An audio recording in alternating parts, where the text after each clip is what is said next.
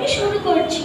শ্রীমদ্ ভগবদ গীতায় 18টি অধ্যায়, মোট 700টি শ্লোক আছে। যেহেতু সময় খুবই কম, তাই আমি অল্প কিছু শ্লোক পাঠ করে শোনাচ্ছি। আপনারা সবাই শুনুন, আশা করি সবার খুব খুব ভালো লাগবে।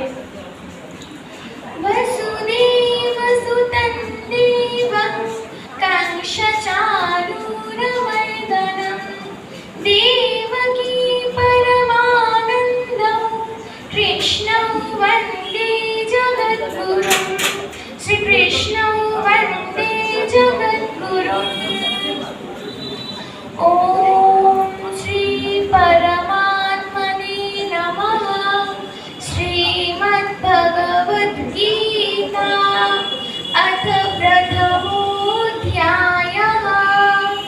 धृतराष्ट्र उवाच धर्मक्षेत्रे कुरुक्षेत्रे समवेतायुयुत्सवः मामकाः पाण्डवाश्चैव किमकुर्वत सञ्जय।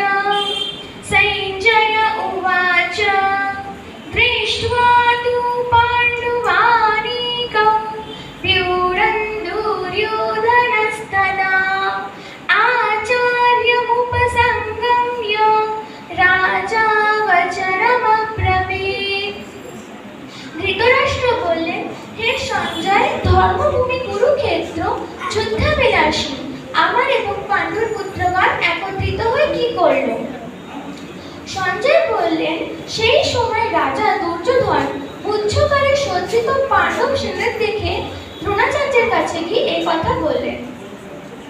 अथ द्वितीयोऽध्यायः।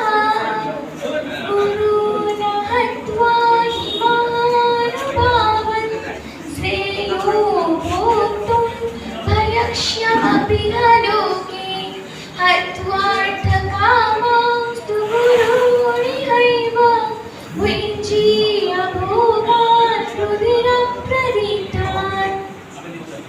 তাই এই মহানুভাব গুরুজনদের হত্যা না করে আমি ইহলোকে বিজ্ঞান নিয়ে উদর পূরণ ও কল্যাণকর বলে মনে করি।